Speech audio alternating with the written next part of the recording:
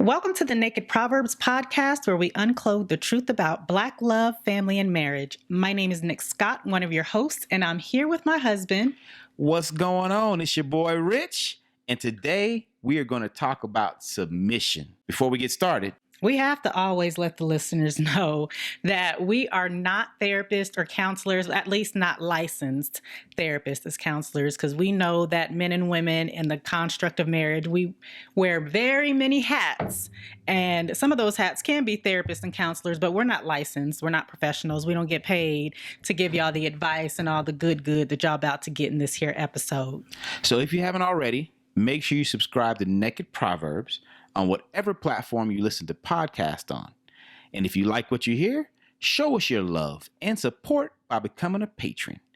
You can get all the details on our website at patreon.com/Naked Proverbs. You did good, baby. I was reading. So first and foremost, before we jump into this topic, because it's heavy, it's been all over the news, and we'll get into that in a second. But thank you to our listeners. Last week's episode is currently our most listened to episode. This is episode 5, if you're just now jumping on the Naked Proverbs bandwagon. And this week, I saw that we had some listeners tuning in from the East Coast. What? Yes. So represent Maryland and Washington, D.C. We see y'all. I got family in both of them cities. Is that y'all family? If it ain't y'all tuning in, you sure better be tuning in. Today's topic is all about submission. And I just said a couple seconds ago that it's been a hot topic. And it's been a hot topic, especially in the Black community, because of what Fantasia said on The Breakfast Club. And to some of y'all, this might be old news, but for some of y'all, this might be new news because you've never even heard it before. So I was going to play exactly the whole conversation that Fantasia had on The Breakfast Club, but I don't want to get in trouble with the FTC, and I don't need nobody coming after my coins. The FBI. Like that. None of them people. The CIA. None of them. Yeah, don't do that. We don't need none of that. So instead, I just transcribed it. And what I'll do is I will place the full interview. And please understand, y'all, that it's literally like 2 or 3 minutes of a 30-minute interview. But I'll place the full interview on our Facebook page. So anybody who cares to hear Fantasia say it out of her own mouth, you'll have that option. So these are Fantasia's words. And this Can you do it in her voice? I can try to do it in her voice. Okay, that sounds better. Do that. You want me to do it like that? No, I was just playing. So these are her words. These are not my words. This is what she said on The Breakfast Club. And this is what sparked so much controversy on Twitter and everywhere else in the internet streets. We need more men to stand up and lead the way. Most women are trying to be the leader. That's why you can't find a man. You can't be the king in the house. Fall back and be the queen and let your man lead the way. It's a generational curse in how society has placed our men and how our women have to stand up and be the mother and the father and the provider. So then you're so bad, you can't be told nothing. And when the right man comes, you lose him because you're trying to be the man. It's a societal thing, and they do that on purpose. I'm the neck, my man's the head. He can't move without me. At the end of the day, it all works together. You have to learn how to submit. The king needs his queen. Those were the words of Fantasia. And you know what? Honestly, we can go ahead and stop this podcast because nothing else needs to be said. Nope. I'm just playing. Y'all need to hear my point of view because I'm a man, and while my wife might be the neck, I'm the head. I totally agree with what Fantasia said. I especially agree about the part that it's a generational curse and it's purposefully placed on our community specifically by society. This kind of piggybacks off of what we talked about last week when I talked about how in this country, there has been a conscious effort to erase the Black man from our families. And I think that this is just another way that society has done that. I can't argue with Fantasia on this one. And any woman who has a problem with that, honestly, they probably ain't got no man. Well, I would say any woman that has a problem with this, unfortunately, is probably part of the problem. Because the one thing I would say I probably don't agree with Fantasia is I don't think it's a generational curse. I do agree that it's something that's been planned out by the powers that be, especially when we talk about our community, the Black community, because you can't fault women for stepping into the gap, which is what has had to happen because our men have been killed, our men are imprisoned, our men are being taken out of the families, any kind of way that can happen, it seems. So to me, it's like, is that really a generational curse or is that just a planned thing? It's kind of like how people talk about diabetes as a generational curse. It's not a generational curse. You just choose to eat really bad food and not exercise. Yeah. So that kind of is the reason you have diabetes sometimes, not always. But I think this is that same type of situation. This isn't necessarily a generational curse, but it's definitely something that we as a community need to look at, talk about, and come up with solutions to resolve so we can continue to move forward and be great. We do have to work together as a community, but I do feel like it's a generational curse because the burden does fall on us as Black women. And the thing is that everybody knows. I don't care who you are. I don't care what race you are. I don't care how old you are. Everybody knows that Black women can do everything because we've had to do everything. And a lot of times, let's be clear, we'll end up with men who expect us to do everything, who expect us to provide, who expect us to make decisions, who expect us to do these things. So then this is kind of going against what Fantasia said. How is a woman who's used to doing everything by herself because she's had to for generations, right? Like I watched my mama do it. My mama watched her mama do it. Her mama watched her mama do it. So to me, it is a generational curse. So how are we supposed to then get with a man and just all of a sudden just be like, okay? Well, I think that you also have to look at, though, if everybody's mama did it, and everybody's mama is not just having daughters, they're having sons as well. So they're raising men that believe that is the norm. That, oh, well, my wife's supposed to get out there and get a job and work hard and pay the bills and do all these things because that's what they've seen. We know we've talked about this before. Men look for women that are similar a lot of times to the women that they've had in their lives, mostly their mom. And so if you've had a strong mom, because, I'm not going to sit here and knock Black women that have stood in the gap.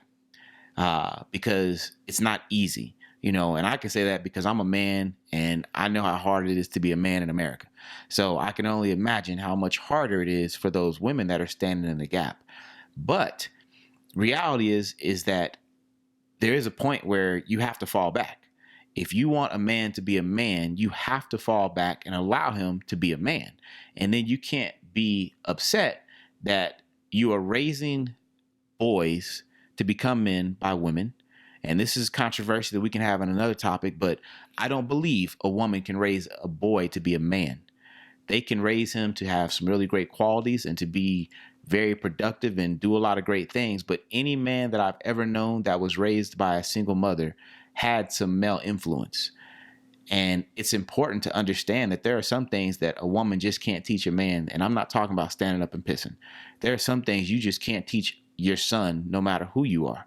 So to me, it goes back to if you have women that are raising men and then those men go out into society, they may be missing something, whether anybody wants to admit to that or not. Because admitting to that to some would mean I failed raising my son. And that's not what that really means, though. What it means is that you raised a son without the complete picture because you didn't have that male figure that was there to add to his value. I can speak from my own experience being a very independent, goal-oriented, go-getter kind of woman. I have a very strong personality. Everything about my presence, except for my stature, is big. So I have a presence when I walk in a room. I have a presence even in the midst of other men. I have a presence. And we got married. We were very young. I did not grow up without a father. I didn't grow up with a single mother. I grew up with both of my parents being involved in my life. And I come from a family, I've said it before in a previous episode, of very strong women. So I get married to you. And again, I have to let the listeners know that I didn't come from that religious background and knowing all of the things that the Bible says about submission. I came in marrying this man who, quite honestly, I felt like we were equals. right? We were equals. And there was no, I'm the head of the house. We were both the heads of the house.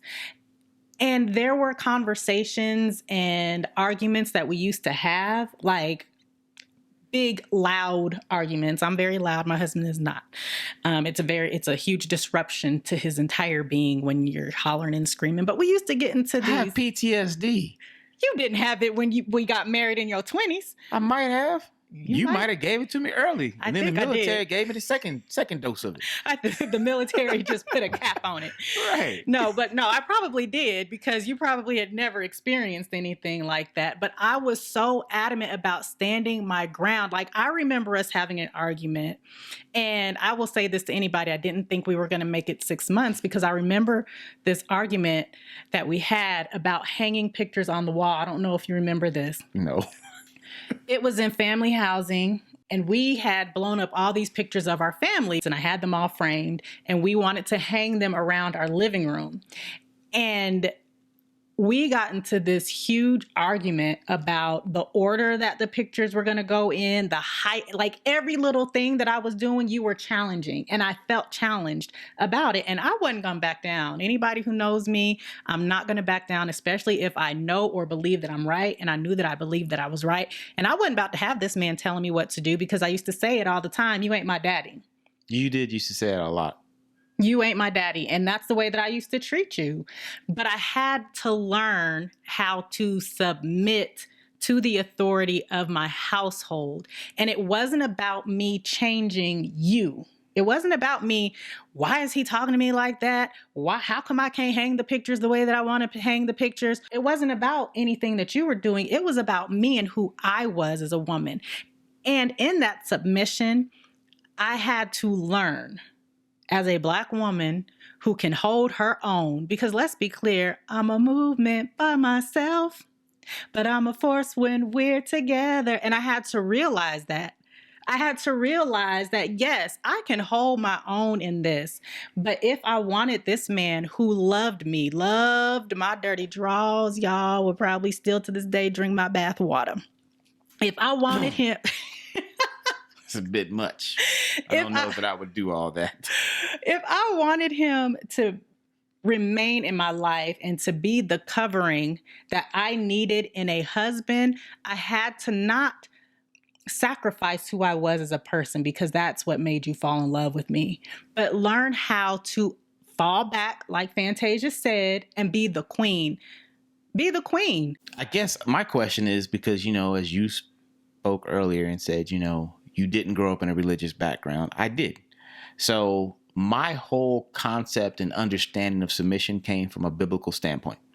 I didn't know there could be submission in any other type of way until I've grown over the years, and I can now look at it differently. But for me, submission was strictly a thing that women were supposed to do to men. They were supposed to submit to men because men were born men.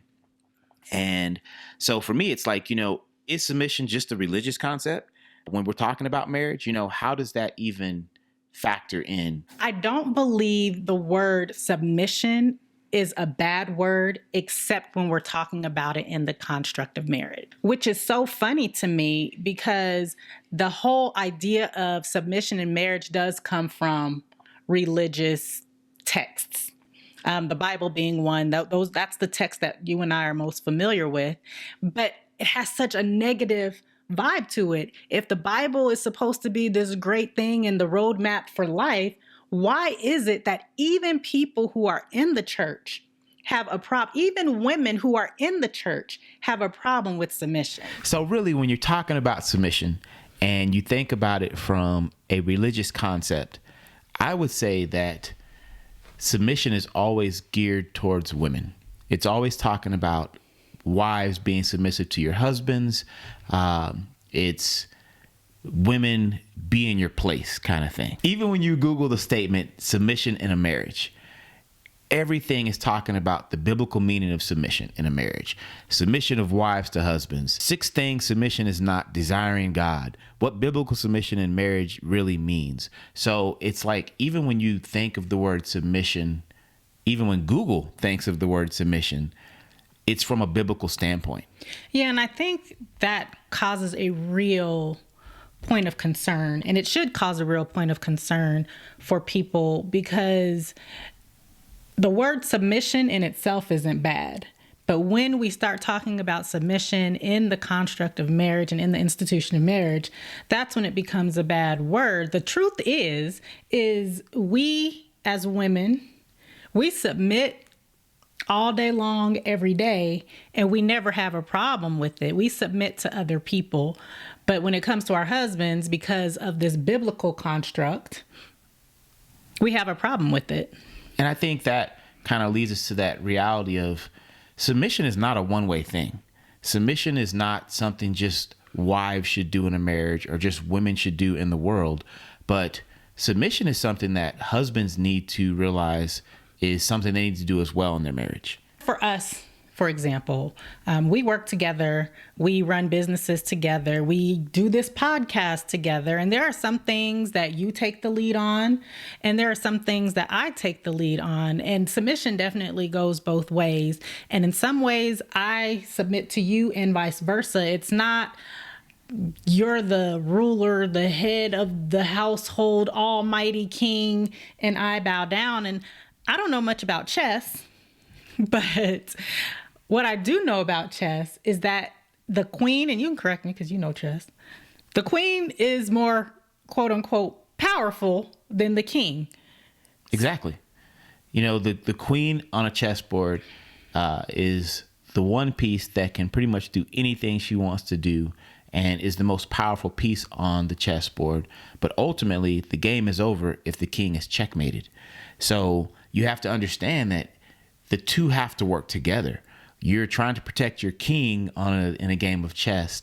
And in reality, in life, you know, I'm protecting my queen. I am doing everything I can to make sure that she can do everything she wants to do, everything that you want to do. I, as your king, am trying to push you forward and see your success.